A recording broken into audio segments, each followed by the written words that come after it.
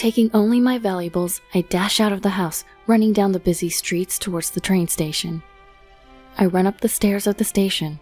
At the platform, I wait for the train to my hometown as I try to suppress my anxiety. I look around nervously to see if anyone is following me, but I don't even know what I'm running from. I don't know why I've had to give up on the honeymoon I was looking forward to and have ended up being forced to run. But I'm trying to flee from this town as I trusted my husband telling me to run. My name is Megan. I'm an office worker who just turned 30.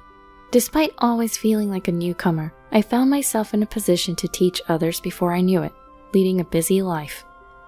I have a fiancé, Bob, and we're getting married next year.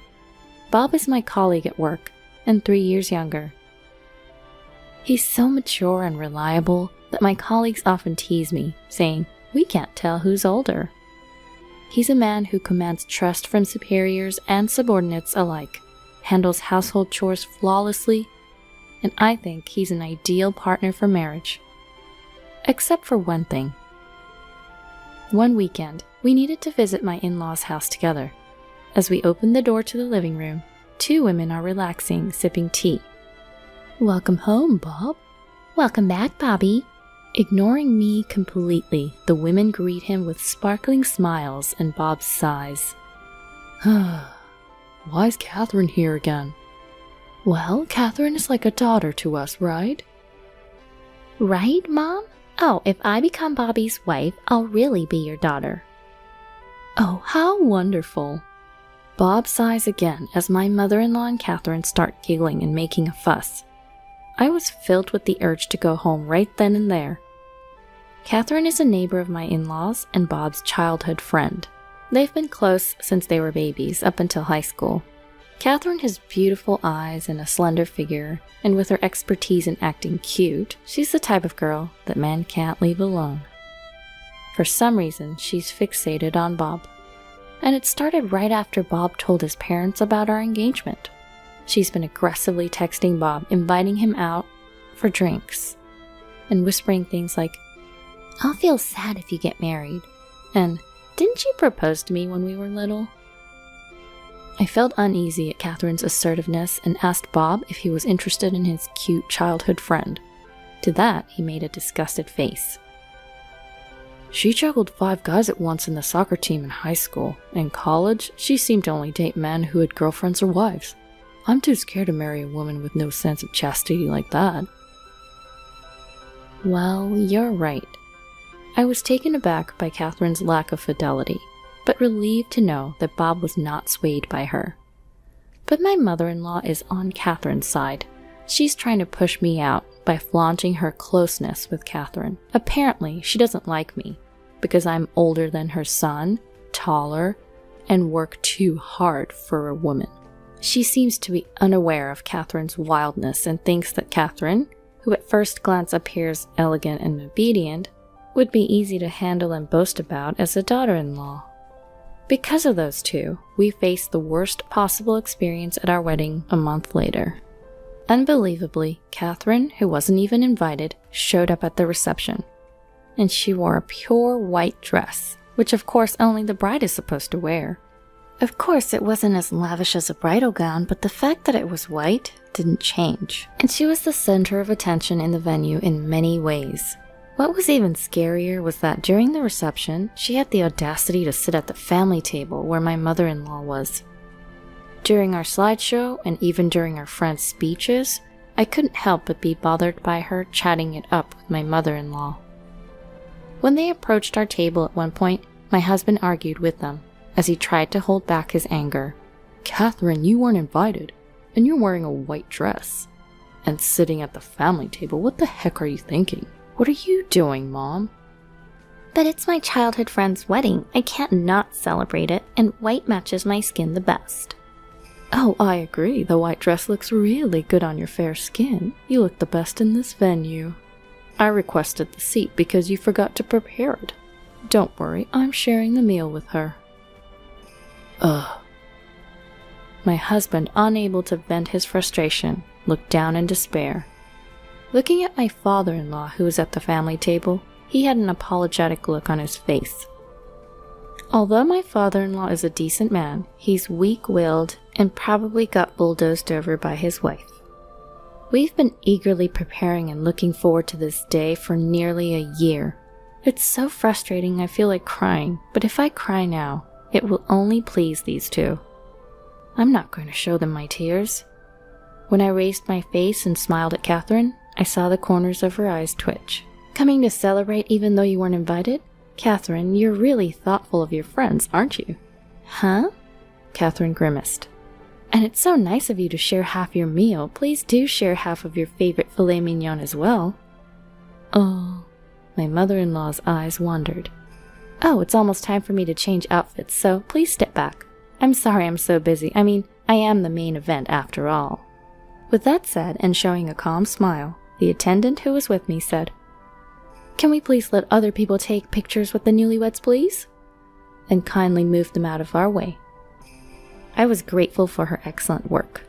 Catherine glared at me for a moment with demonic eyes, but then immediately plastered on a cutesy, idol-like smile and left. I'm sorry I'm not the weak woman who would cry and wail. Thanks to the excellent attendant and the staff, the reception turned out all right.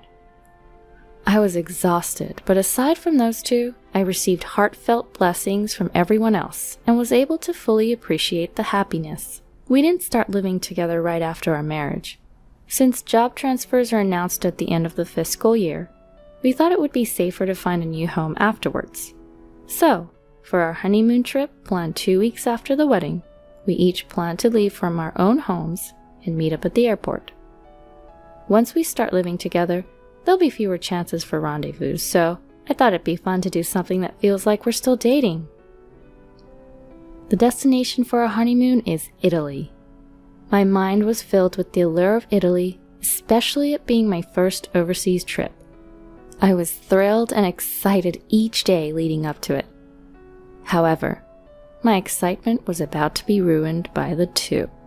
On the day of the honeymoon, while I was nervously opening and closing the suitcase, checking that I hadn't forgotten anything, I got a call from my husband.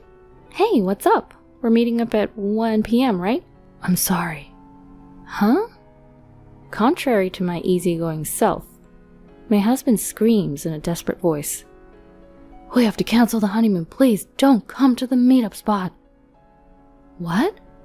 "Listen, don't leave the apartment. No, actually, leave right now. And go back to your parents' home, please." Wait a minute, what's going on?" "I'm sorry, I'll explain later. Just leave right now." Stunned, I stare at the phone after being abruptly disconnected. I have no idea what's going on, but my good mood has suddenly gone down the drain after hearing my husband being frantic.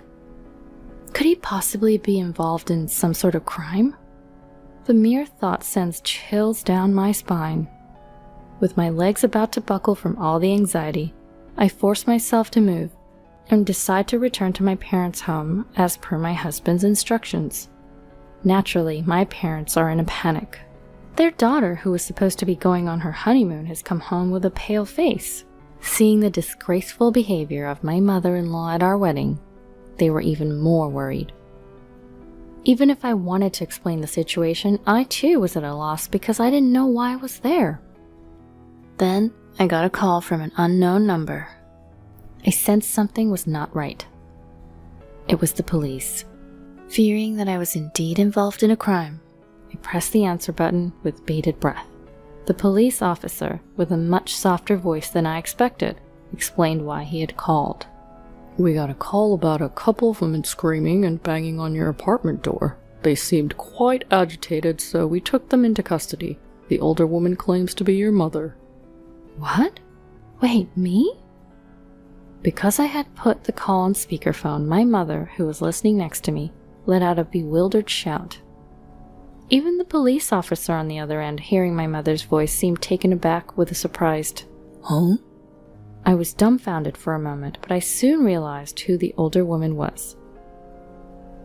It was my mother-in-law, and I assume Catherine is with her too.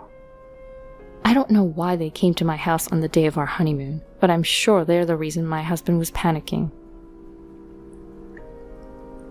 Our flight was now hours ago.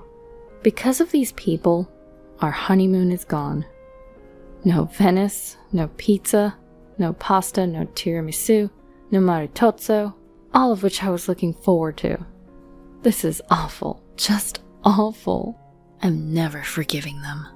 My mother is sitting right next to me. Those people are complete strangers, I stated firmly to the police officer. Hold on, Megan, it's me. I could hear my mother-in-law screaming from the other end of the phone, but the officer must have sensed something as he smoothly ended the call with, "Thank you for your cooperation." I suspect that my mother-in-law and the others came to my apartment with the intention of causing me harm. How crazy is it that they would claim to be my mother when they're in trouble? Several hours passed. My husband showed up at my parents' house late into the night. As I suspected, the ones who were held by the police were my mother-in-law and Catherine. Somehow, they found out that we were meeting at the airport, and they had planned to stop me from going to Italy. Then, Catherine planned to run up to my husband, waiting at the airport, and lie to him, saying, "Your wife has run off with another man," planning to comfort my distraught husband, and maybe even take my place on our honeymoon and deepen their relationship.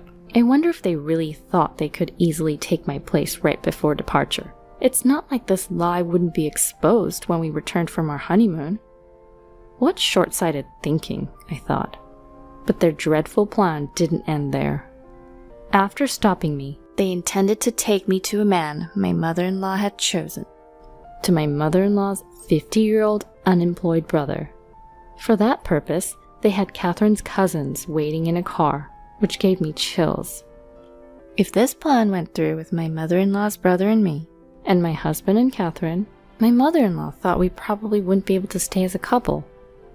It was a terrifying plan. How my husband found out about this terrifying plan was thanks to my father-in-law. He happened to hear my mother-in-law and the others making plans and secretly contacted my husband. My husband was planning to do a little work before heading to the airport, so when my father-in-law called, he was still at work. He immediately called me in a panic. By the time he delegated his work to a colleague and arrived at my apartment, my mother-in-law and the others had apparently already been taken away. After that, he went to the police with my father-in-law, sorted out various things, and finally managed to get here. My husband apologized profusely for the actions of my mother-in-law and the others, and for our cancelled honeymoon. He did everything he possibly could, and seeing how worn out he had become in just one day, I couldn't bring myself to blame him. But I will never forgive my mother-in-law and Catherine. I will never forgive them no matter what. From that day on, I switched from defense to offense. First, I claimed for the cost of repairs to my apartment door that they had destroyed, various fees to the management company, and the cancellation fees for the honeymoon. Apparently, they were enraged, thinking I was playing hooky and kicked the door, and even hit it with a nearby fire extinguisher. The door was a new high-end one that I had just replaced, so the repair cost was high. I also had splurged on the honeymoon, so everything in total came close to $20,000. Of course, they resisted. "No, I'm not the one to blame. It's Bob who won't admit he loves me." All I wanted was your happiness, Bob. Huh? I get it. "Bob, you really are kind." If you're not willing to pay, we're going to court. Court? If we go to court, we'll also pursue the fact that you tried to kidnap my wife. The costs and the amount claimed are likely to increase. At the mention of the word court, the mother-in-law began to tremble and Catherine began to sob. "But Bob, you forgive me, right? I'm your precious girl, aren't I?" I'll never forgive you. Eek! Catherine let out a small shriek at the cold glare of my husband. "But I love you so much, it's cruel. You do love me too, don't you, Bob?" There's no way I could love a woman who casually dates 5 guys at once or goes out with a married man. What? 5 guys? The mother-in-law looks at Catherine in shock. I also back up my husband. You say you love Bob, but you only started saying that after he and I got engaged, right? Even if you're not interested in a man, you suddenly want him when he's someone else's. You. The mother-in-law glares at Catherine. She must have hit a nerve. Catherine's eyes dart around in panic. Then she points at my mother-in-law and shouts, You're the main culprit. She tried to use me because she didn't like her daughter-in-law. Oh my, you're trying to pin the blame on me? Bob, this woman led me astray. I tried to stop this terrible thing. What? The two began to argue fiercely as if they're about to grapple with each other. The two of them, who had been so friendly, have suddenly broke up. What a fragile friendship. In the end, Catherine's parents and the father-in-law intervened, and it was decided to split the claim amount exactly in half. Catherine's parents, who had not noticed their daughter's disgraceful behavior at all, were very apologetic. We brought in a lawyer and filed a restraining order for Catherine and the mother-in-law. Of course, the mother-in-law refused in tears, but their plan was so malicious, even though it was foiled. Neither I nor my husband intended to forgive them. 3 years later, we were living peacefully with our newborn child when a man visited our home. The man, who was stylishly dressed in an expensive suit, introduced himself as Catherine's fiancé. I went back to Catherine's parents' house to say hello, and I happened to meet one of her classmates who told me, Wasn't she supposed to steal Bob? Oh. My husband, hearing Catherine's name for the first time in a long time, face palms. The classmate Catherine and her fiancé met must have attended our wedding and seen Catherine's disgrace. I thought it was a joke, but I was concerned about Catherine's pale face. I'm sorry, but I had it investigated. You and Catherine were childhood friends, but you're not dating now, are you? Of course not. We've never even dated. When my husband emphatically said this, the fiancé looked relieved. But she might be dating someone other than me. What? The Catherine I know is the type who dates a different guy every day of the week. What? Even though she wasn't invited to our wedding, she showed up wearing a white dress and brazenly sat at the family table. No way. I think if you're going to investigate, you should widen the scope, not just me. Oh, all right. Catherine's fiancé responded in a faint voice, then staggered away from our house. It seemed they really did carry out an investigation afterward, and Catherine's history with men embarrassingly came to light. It turns out Catherine's fiancé was the son of a somewhat prominent CEO, and the entire family was furious at Catherine, who had falsely portrayed herself as a chaste woman. Apparently, she had been dating several men while engaged, and not only was the engagement called off, but she's also apparently being sued for damages. If she hadn't let her desire to steal someone else's man get in the way of our wedding, she might have made it to a life of luxury without anyone finding out. Well, her true nature would have been exposed eventually. But this is way too much poetic justice. My mother-in-law seems to be fretting over not being able to meet her first grandchild. She's apparently watching with bated breath as my father-in-law cheerfully brings baby supplies over to our house. There have been several instances where baby clothes were sent via my father-in-law, but I sent them back without even looking at them. Catherine was dumped by her fiancé and drowning in debt, and my mother-in-law was unable to see her beloved son and grandchild. Right now, them being neighbors, they seem to get in a catfight every time they see each other. The neighbors who have to witness these ugly disputes are certainly not enjoying it. Hey Megan, how about we visit the Miami Seaquarium on the second day, and on the third day, let's head to Key West. I heard there's the Overseas Highway. Sounds beautiful. I also want to eat seafood at a Cuban restaurant. I want to swim with the fishies. This year, as our son turns 3, we're planning to take the honeymoon we never got to have. Our destination is Florida. The main goal is to show our son dolphins. Of course, we also plan on trying all the food specialties like Cuban food. We haven't given up on Italy, which we had to put off because our son was still too young. It may be far off in the future, but if it's with my husband, we can make it happen. All because I feel so content and happy every day.